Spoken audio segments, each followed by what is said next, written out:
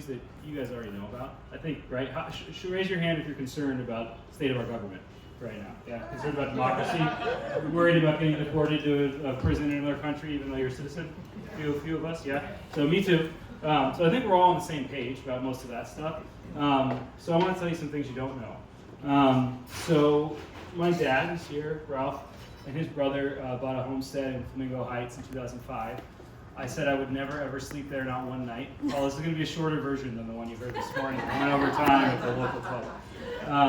It was the probably nice man who passed away in his 90s, was a homesteader, and he was incontinent the last few years of his life. There's literal human feces on the property, in addition to just every piece of trash he could have possibly accumulated over the last 20 years. And so it was a desert property.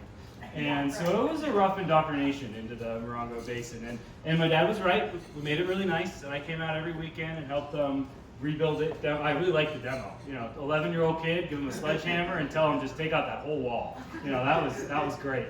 And so ever since then, little by little, more of my family, a lot of which are here, started buying second homes. We're all from the Los Angeles area originally. My great aunt ended up the director of the Institute for Metaphysics for like a decade.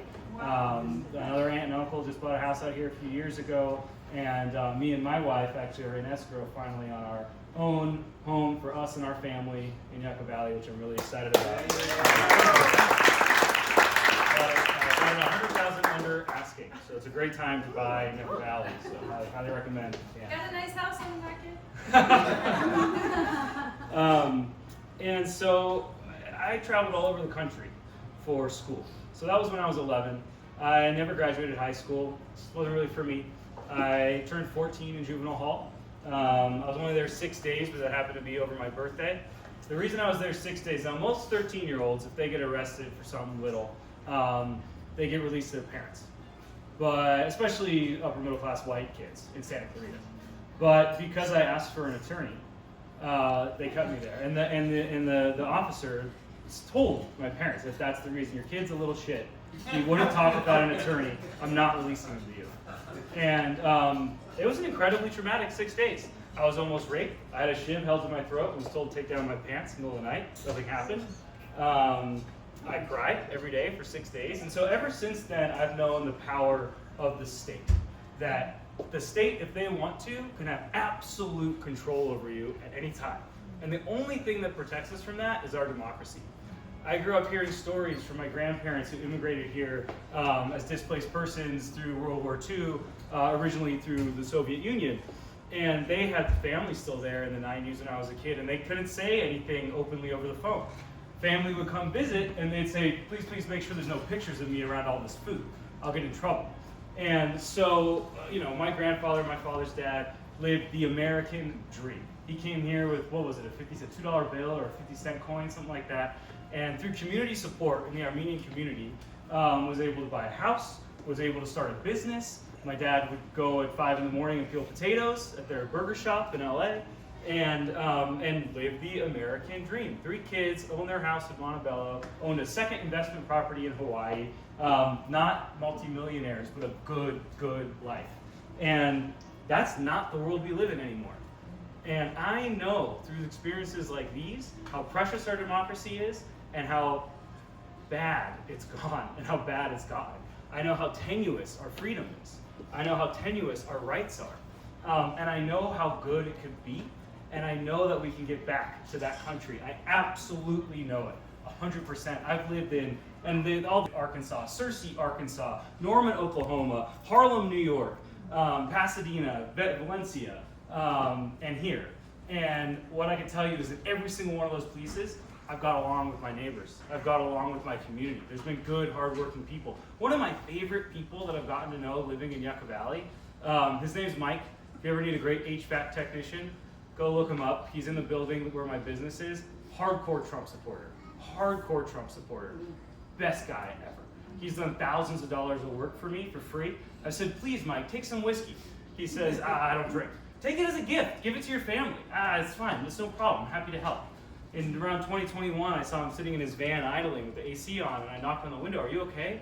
He sounded like death. He had COVID. He was going on people's roofs and fixing their air conditioning. hard-working, generous American with integrity. Probably listens to a lot of Fox News. Probably doesn't have a lot of time to really dig into what's the truth. Probably doesn't have a degree in the humanities. And so we're all the same at our core. We want liberty, justice, and the pursuit of happiness. That's what we want. And too often, people who are taking advantage of their power get in the way of those things. Whether that's out-of-touch Democrats in Sacramento who say, you can't haul water, I'm sorry, you can't live here, you have to install access to the sewer, but you can't install access to the sewer because you have a Joshua tree 80 feet away. That's not helping us pursue happiness, and that's not common sense. And it's not protecting the Joshua trees, because I tell you what, you tell a working class family, you have to connect to the sewer, and that means you have to spend $80,000 on this assessment to move this tree. I will bet you my life savings that a truck accidentally backs up into that tree the next day, and it's not going to be relocated anyway. Because what choice do they have? And so whether it's fascists taking their power for their own joy and putting us down for their own pleasure, or whether it's just lack of common sense in the ivory tower, not understanding what it's like to struggle, what it's like to live right now with inflation, with nothing affordable, with housing unaffordable, with insurance unattainable. It's not easy. And I knew all this young, and that's why I went to get a PhD, because I knew that I could get imprisoned, deported, tortured, I could be homeless. It didn't matter that my grandfather was on the board at MGM. It didn't matter that I came from an upper middle class family. That could all go away like that in an instant in this country. There's no safety net. And I said, I better make sure that I have some protection, that people know who I am. So if I go missing, they'll know. I better make sure that I have some friends who are stable with a good foundation, so that if I lose everything, I can couch surf and not be on Skid Row. And so I've tried to create my life to keep me and my family safe. And when Trump got reelected, I couldn't just enjoy that nice life that I created without at least trying to help everybody else.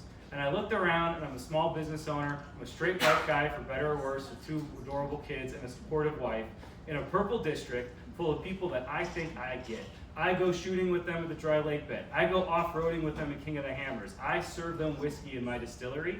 I happen to also be a hardcore progressive, but I think I could win. I haven't met a single Jay Obernolte acolyte in all of my travels. He's a wet blanket, he's an awkward mother effer, and he doesn't vote for and he almost goes out of his way to avoid helping issues specific to this unique district, because this is a unique district. We have among the highest enrollment of Medicaid and Medicare in the country.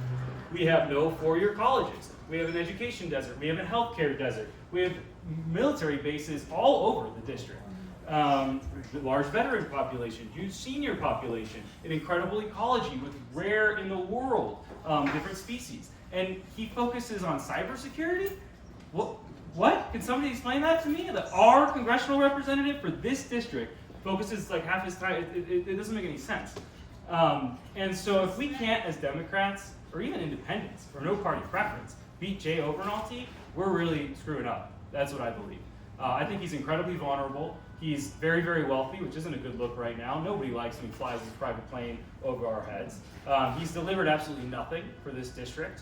And he votes with Trump 100% of the time. He clearly has no values of his own. He lies. And he lies. His newsletters, they trump Trump's lies. I mean, they're so fantastical, it's incredible. And so I want to get him out of office. He doesn't deserve to have it. And what I told Derek, what I told the Democratic consultants and Adam Schiff's office, Mark Takano's office, Pete Aguilar's office, because I talked to real professionals before I decided to do this, make sure I wasn't wasting my time or your time. And I told all of them, I said, I don't need to do this. Somebody else more qualified, better able to do it comes along. I'll support them. Thank God. I can enjoy my kids, our new nice house. My wife's about to be an attending. My life was about to get really nice, finally. But in the absence of one of those people, I will volunteer. I will do it. I will do the work because this is important. And because I won't be able to enjoy that nice life that I created for myself without knowing that I tried my best to get everybody else the same life.